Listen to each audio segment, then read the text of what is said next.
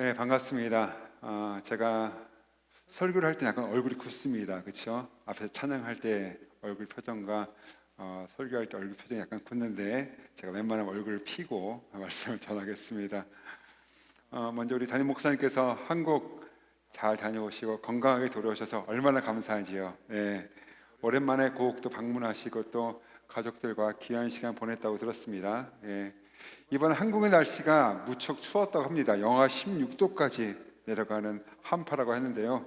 그래도 목사님 건강하게 잘 갔다 오셔서 너무 감사드리고 또 모든 일정 가운데 하나님께서 은혜 보여주실 줄 믿습니다. 또 하필이면 목사님 안 계신 주간에 꼭 이런 일이 생깁니다. 그렇죠? 예, 지난주 우리 여기도 얼음 눈이 내리고 또 한파가 몰려와서 우리가 함께 모이지 못했습니다. 그래도 온라인으로 우리가 함께 예배드리면서 또 곽한두 목사님께서 또 우리에게 귀한 말씀 전해주셨습니다. 여러분 각자 자리에서 은혜 많이 받으셨습니까? 아멘. 예. 그리고 또 오늘 저를 대신해서 김수현 자매가 어디 갔어? 김수현 자매 도망갔네. 찬양을 인도했습니다. 예. 여러분 은혜 많이 받으셨나요? 예. 우리 임마누엘 교회의 아주 귀한 청년이고 앞으로 하나님께서 아주 귀하게 사용하실 예배자입니다. 이번에 찬양 준비하면서 마음을 많이 썼대요. 우리 수연자를 위해서 격려의 박수 한번 보내드리겠습니다. 예.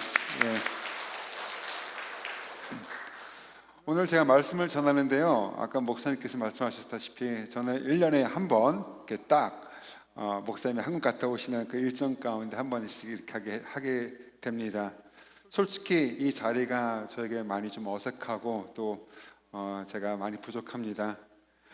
그래도 가만히 생각해 보니까 이 말씀 시간을 음식에 비유하면은 우리 목사님 말씀은 한식처럼 아주 한상 잘 차려진 국도 있고 맛있는 반찬도 여러 가지 정갈된 식탁이라면 저는 뭐랄까요? 그냥 장거리 운전 쭉 하다가 저기 주유소 있네 잠깐 들려서 햄버거 하나 사 먹고 서브웨이 들어가서 샌드위치 한번 사 먹고 하는 그렇게 간단하게 먹을 수 있는 그런 음식이 아닐까 하거든요. 아주 거창하진 않지만 그래도 여러분에게 조금이나마 힘이 되고 또한 위로가 되고 은혜가 되는 그런 한 끼 식사의 그런 말씀이 되었으면 좋겠습니다. 아멘. 오늘 말씀을 통해서 우리 모두가 그리스도의 마음을 다시 한번 배우고 또 예수님처럼 겸손히 섬기는 삶이 무엇인지 함께 나누는 시간이 되기를 소망합니다. 제가 미국으로 이민 온 것은 1989년이었습니다. 한국에서 고등학교를 다니다가 미국으로 왔고 처음 정착한 곳은 사우스캐롤라이나 주에 있는 찰스턴이라는 도시였습니다. 지금도 그렇겠지만 지금부터 37년 전만 해도 그 지역에는 한국 사람이 많지 않았습니다. 일주일에 한 번 한인교회에 모이던 200여 명 정도 되는 한인들이 거의 전부였으니까요. 학교 입학할 때 일도 기억이 납니다. 원래라면 고등학교 10학년으로 들어가 했는데 아버지께서 학년을 최대한 낮춰서 들어가라고 하셨어요. 너 공부 못하니까, 너 영어 못하니까 조금이라도 공부 더 해라 하시면서 2년을 낮추셔갖고 중학교 8학년으로 들어갔습니다. 그런데 그 중학교는요 동양인 학생이 저 혼자뿐이었어요. 자연스럽게 모든 소통은 영어로 해야 되는데 미국에 막 건너온 제가 영어도 서툴다 보니까 막 손짓 발짓 하면서 조금씩 미국 생활에 적응해 가고 있었습니다. 그렇게 낯선 곳에서 지내다 보면요 자연스럽게 한국 생각이 나기 마련입니다. 한국에 두고 온 가족들이 떠오르고 또 함께 어울려 지내던 친구들도 그리워졌습니다. 그 당시에는 뭐 지금처럼 인터넷도 없었고요. 뭐 카카오톡이나 메신저 같은 것은 뭐 당시에는 상상조차 할 수 없었는데요. 또 전화가 있긴 했지만 국제전화 요금도 얼마나 비쌌습니까? 그래서 한국에 있는 친구들과 연락할 수 있는 유일한 방법이 뭐였을까요? 바로 손편지였습니다. 하지만 보통 우편으로 편지를 보내면 한국에 도착하는데 2주, 또 그 친구가 편지를 받고 또 답장해서 보내면 또 2주, 그래서 한 번 연락을 주고받으면 한 달 정도의 시간이 걸립니다. 사랑하는 사람들과 한 달에 한 번만 소통할 수 있다고 한번 생각해 보십시오. 게다가 편지는 종에다가 쓰지 않습니까? 그래서 쓸 수 있는 공간도 매우 제한적이었습니다. 그래서 저는요, 그 소중한 기회를 헛되이 쓰지 않기 위해서 꼭 전하고 싶은 가장 중요하고 재밌었던 일, 기뻤던 일을 골라서 적어 보내곤 했습니다. 오늘 본문 말씀에 나왔던 빌립보서 말씀은 주후 1세기 중반에 사도 바울이 빌립보라는 도시에 작은 교회를 세웠습니다. 빌립보는요, 오늘날 그리스 북동부에 해당하는 마게도냐라는 지역에 있었던 도시로 당시에는 제2의 로마라고 불릴 만큼 아주 번성한 곳이었습니다. 이 교회는 바울이 세운 여러 교회들 가운데서도 유난히 건강하고 또 든든한 공동체였고, 처음부터 이 바울의 사역에 적극적으로 동참했던 그런 교회였습니다. 빌립보서는 바울이 로마에 있는 감옥에 갇혀서 언제 죽을지 모르는 상황 속에서 기록된 편지입니다. 그 당시에는 오늘날처럼 종이 파피루스라 부르죠. 쉽게 구할 수 없는 상황이었어요. 그럼에도 바울은 어떻게든 종이를 구해서 빌립보 교회 성도들에게 편지를 쓰기 시작합니다. 그 편지가 그의 마지막 편지였을지도 모르는 상황에서 바울의 마음에는 사랑하는 성도들에게 전하고 싶은 말이 얼마나 많았겠습니까? 목사님, 오늘 목사님이 마지막으로 임마누엘 교회 성도님들에게 편지를 쓴다고 생각해 보십시오. 우리 성도님들 한 분 한 분 얼굴을 떠올리면서 쓰실 거잖아요, 그렇죠? 제일 먼저 우시득 전도사 얼굴도 생각하실 거고요. 네. 그런데 바울은요, 자신의 생각과 말을 계속 다듬고 정리하면서 가장 중요한 핵심만을 몇 문장 안에 담아냅니다. 그리고 오늘 우리가 읽은 본문 말씀 속에서 우리는 사도 바울 메시지의 정수를 만나게 됩니다. 그럼 사도 바울은 빌립보 교회 성도들에게 어떤 메시지를 전달하고 싶었을까요? 그것은 바로 예수 그리스도의 모습은 어떤 모습일까에 대한 내용이었습니다. 우리 5절 말씀을 같이 읽어보도록 하겠습니다. 시작. 너희 안에 이 마음을 품으라. 곧 그리스도 예수의 마음이니. 감옥에 갇혀 언제 죽을지도 모르는 상황에 있던 사도 바울은 빌립보 교회의 사랑하는 성도들에게 마지막 권면처럼 이 말을 전합니다. 그리스도 예수의 마음을 품으라. 저는 이 말씀이 오늘 이 자리에 모인 임마누엘 교회를 향해 주시는 하나님의 메시지라고 생각합니다. 아멘. 그렇다면 바울이 말하는 그리스도 예수의 마음이란 무엇일까요?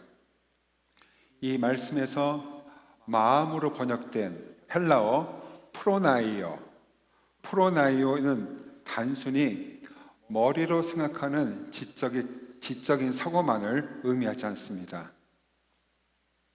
감정과 성향, 삶의 태도와 방향까지 포함하는 단어입니다. 그래서 다른 어떤 성경 번역본을 보면요, 이 구절을 이렇게 옮겨 놓습니다. 여러분들은 그리스도 예수께서 가지셨던 바로 그 태도를 가져야 합니다. 즉 바울은 우리에게 예수님처럼 생각하라고만 말하는 것이 아니라 예수님처럼 느끼고 예수님처럼 반응하며 또한 예수님처럼 살아가라고 권면하고 있는 것입니다. 그렇다면 그 예수님의 태도, 예수님의 모습은 무엇입니까?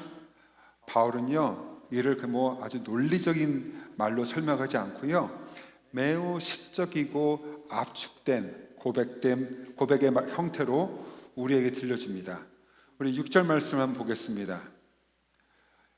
보니까요, 그는 근본 하나님의 본체시니 라고 적었습니다. 이 말씀은 예수님의 본질과 본성이 하나님이시라는 사실을 분명하게 선언하고 있습니다. 예수님이 하나님과 비슷한 분이라는 뜻이 아닙니다.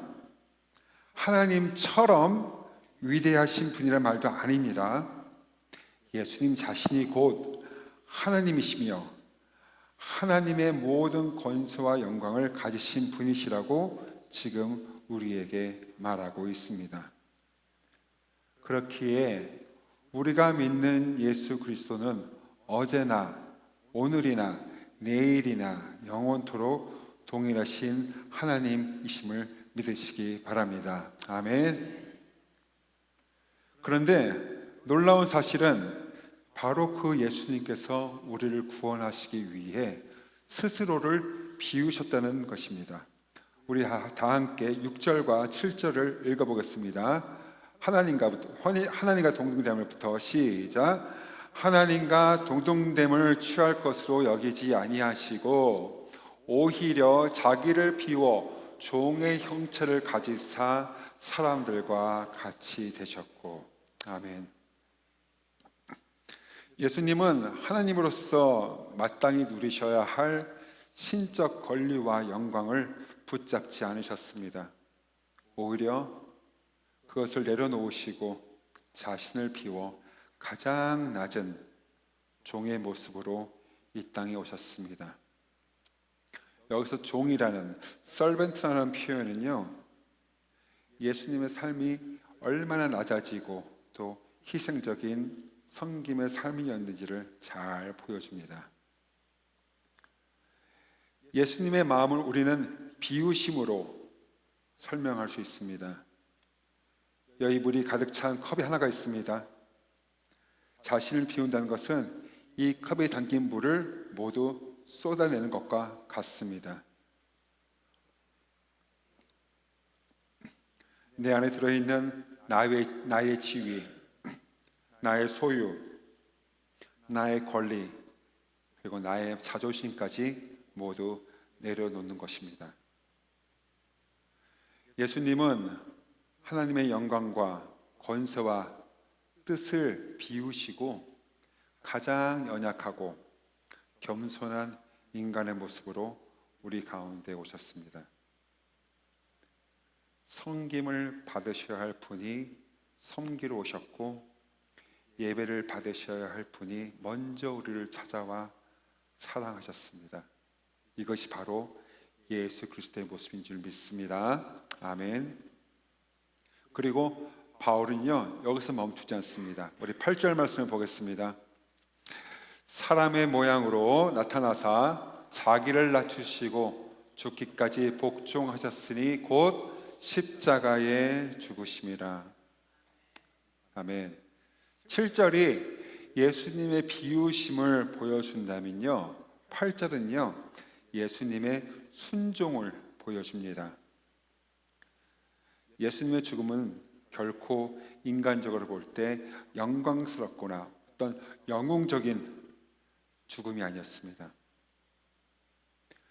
예수님이 못 박히신 십자가형은 당시 로마 제국에서 가장 비참하고 잔혹한 형벌이었고 가장 낮은 신분의 사람들에게만 허락되던 사형 방식이었습니다. 예수님은 마구간이라는 가장 낮은 자리에서 태어나셨고 또한 가장 낮은 방식으로 십자가 위에서 생을 마치셨습니다.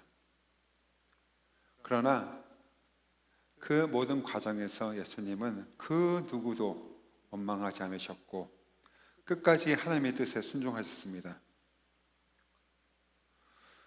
우리는 모두 하나님의 뜻에 순종하며 살고 싶어 하지만 그것이 내 뜻과 부딪힐 때 얼마나 어려운지 잘 알고 있습니다. 그럼에도 예수님은 죽기까지, 십자가의 죽음에 이르기까지 순종하셨습니다. 이것이 바로 예수 그리스도의 마음의 또 하나의 핵심입니다. 사랑하는 성도 여러분, 우리는 이제 그리스도 예수의 마음 두 가지의 본질을 분명히 보았습니다. 비우심과 겸손, 겸손과 순종입니다. 그리고 사도 바울은 오늘 우리에게 동일하게 말하고 있습니다.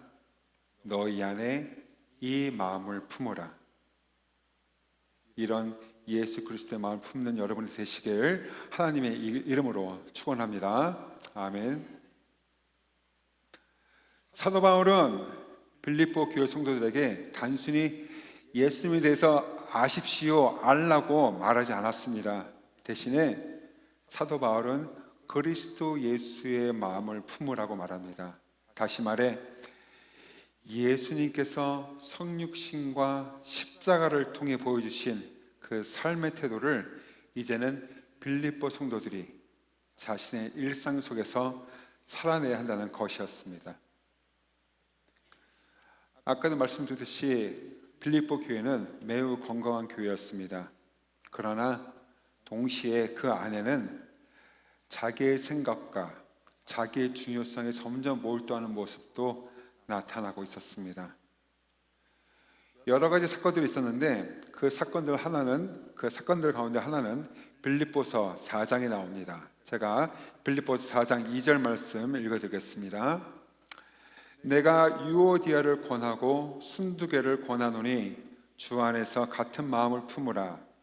또 참으로 나와 멍에를 같이 한 내게 구하노니 복음에 나와 함께 힘쓰던 저 여인들을 돕고 또한 클레멘드와 그 외에 나의 동역자들을 도우라. 그 이름들이 생명책에 있느니라.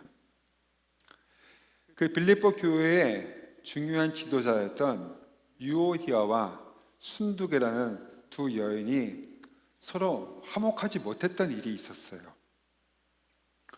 이 두 지도적인 여성과 아마도 그들 중 한 편을 들면서 갈등에 가담했던 다른 분들, 다른 성도들 역시 태도의 조정, 그러니까 다시 말해 마음가짐의 변화가 필요했었습니다. 그래서 바울은 그들에게 다시 한번 말하고 있습니다. 그리스도의 태도를 가르쳐 주는 것이죠. 예수님께서 자신의 권리를 내려놓으신 것처럼 그들도 그들의 권리를 내려놓아야 했습니다. 예수님께서 섬기신 것처럼 그들도 섬겨야 했고 예수님께서 희생하신 것처럼 그들도 희생해야 했습니다. 그리고 이 말씀은 2000년 전 빌립보 교회에만 해당되는 말씀이 아니라 오늘을 살아가는 우리 모두에게 동일하게 주어지는 말씀임을 믿으시기 바랍니다. 아멘. 우리는 자기 자신에게 지나치게 몰두하도록 부추기는 시대를 살고 있습니다.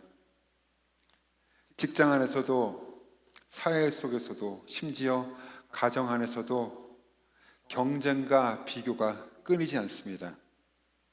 누가 더 눈에 띄는가? 누가 더 잘 드러내는가? 누가 더 많은 성과를 가져가는가가 중요하게 여겨집니다. 묵묵히 자기 자리를 지키면서 섬기는 사람은 당연하게 여겨지고 자기 자신을 적극적으로 홍보하는 사람이 모든 보상을 가져가는 것처럼 보일 때도 많습니다. 오랜 시간 한 자리에서 성실하게 일했음에도 불구하고 기대했던 자리를 갑작스럽게 다른 사람에게 내주어야 하는 상황을 겪을 수도 있습니다. 이럴 때 우리는 자연스럽게 마음속에서 질문하게 됩니다. 왜 나만 손해를 봐야 하지? 물음표. 왜 나만 이걸 내려놓아만 하지? 물음표. 바로 그 지점에서 우리는 그리스도의 마음을 계속 품을 것인가, 아니면 그 사람들처럼 세상의 방식으로 생각하고 행동할 것인가를 선택하게 됩니다. 사도 바울은요, 분명하게 말합니다. 너희 안에 이 마음을 품으라. 예수님을 믿는다는 것은 단지 신앙 고백을 유지하는 것이 아니고요, 예수님의 태도를 내 삶의 기준으로 삼는 것입니다. 우리의 가정에서, 일터에서, 그리고 교회 공동체 안에서 우리는 계속해서 그리스도의 마음을 선택하도록 부름받고 있음을 믿으시기 바랍니다. 아멘. 그렇다면요, 질문이 남습니다.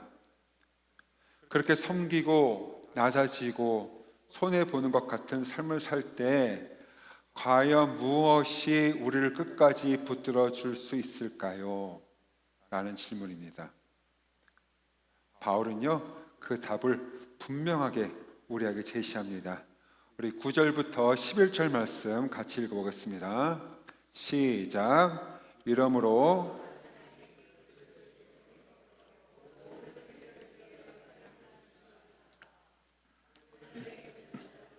땅에 있는 자들과 땅 아래에 있는 자들로 모든 무릎을 예수의 이름에 꿇게 하시고 모든 입으로 예수 그리스도를 주라 시인하여.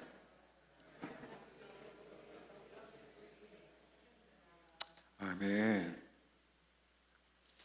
말씀을 보니까요, 하나님께서 이 땅에서 겸손과 순종의 삶을 사신 예수님을 세 가지 방식으로 높이셨습니다. 말씀 다시 한번 보여주세요. 첫째는요, 예수님을 지극히 높은 곳에 올리시고 모든 이름 위에 뛰어난 이름을 주셨습니다. 둘째는 하늘과 땅 아래에 있는 모든 자들의 무릎이 예수의 이름 앞에 꿇게 하셨습니다. 세 번째, 모든 입으로 예수 그리스도를 주라 시인하게 하셔서 하나님 아버지께 영광을 돌리게 하셨습니다. 이 영광은요, 예수님께서 스스로 쟁취하신 게 아니에요. 예수님은 끝까지 낮아지셨고 높이심은 누가요? 하나님께서 하신 일입니다. 이것이 하나님의 방식입니다. 그리고 하나님께서는 예수님의 마음을 품고 살아가는 자들에게도 동일한 은혜를 허락하십니다. 우리가 높아지려 애쓰지 않아도 하나님께서 때가 되면 우리를 세우신다는 그런 약속인 것입니다. 그런데 여기서 중요한 사실이 하나 더 있습니다. 섬김의 삶은 단지 이렇게 될 거야, 잘 될 거야 라는 미래의 보상만을 바라보고 억지로 참고 견디는 삶이 아니라는 것이죠. 우리가 그리스도를 본받아 섬김의 태도를 선택할 때 우리는 지금 이 순간부터 전혀 다른 방식으로 살아갈 자유를 얻게 됩니다.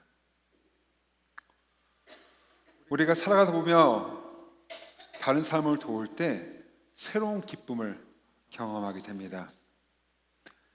이전에는 귀찮은 방해물로 느껴졌던 것들이 그리스도처럼 살아갈 수 있는 기회로 보이기 시작합니다. 예를 들어서요, 제가 어느 날 급하게 개인적인 일을 보러 바깥에 외출했단 말이에요.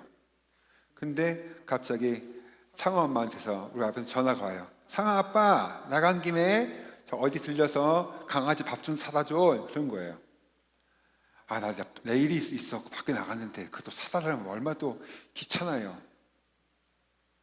하지만 그리스도의 마음을 품고 살아가다 보면 그것이 귀찮은 것이 아니라 나와 우리 가족과의 관계를 회복시키기 위한 기회라는 것이죠. 마음이 나 자신에게만 있을 때는 그런 부탁이 짐처럼 느껴지죠. 그러나 내가 가족을 섬기겠다, 가족을 섬기겠다는 그 태도를 가졌을 때 같은 시간과 같은 노력이 전혀 다른 결과를 만들어냅니다. 반찬이 달라질 수 있겠죠? 관계 안에서 평안이 생기고 서로가 사랑받고 존중받는 것을 느끼게 될 것입니다. 이것이 가정에서뿐만이 아니라 일터에서도 또 교회에서도 마찬가지입니다. 때로는 섬김은 때로는 맡은 일을 성실히 수행하는 모습으로 나타나고, 때로는 여있는 순간에 동료의 이야기를 들어주고 격려하는 모습으로 나타납니다. 물론 이렇게 섬긴다고 해서 항상 사람들의 인정을 받는 것은 아닙니다. 우리의 수고가 눈에 띄지 않거나 제대로 평가받지 못할 때도 많습니다. 그럼에도 불구하고 우리는 또 묻습니다. 그럼에도 왜 우리는 그 길을 가야 합니까? 라고 물었을 때 대답은 분명합니다. 왜? 그 길이 바로 예수님께서 걸어가신 길이며 하나님께서 기뻐하시고 결국 하나님께서 책임지시는 길이기 때문입니다. 섬김의 길은 손해보는 길처럼 보일지 모르지만 사실은 하나님 안에서 가장 자유로운 길입니다. 사랑하는 성도 여러분, 하나님께서는 오늘도 우리에게 그리스도의 마음을 품으라고 부르십니다.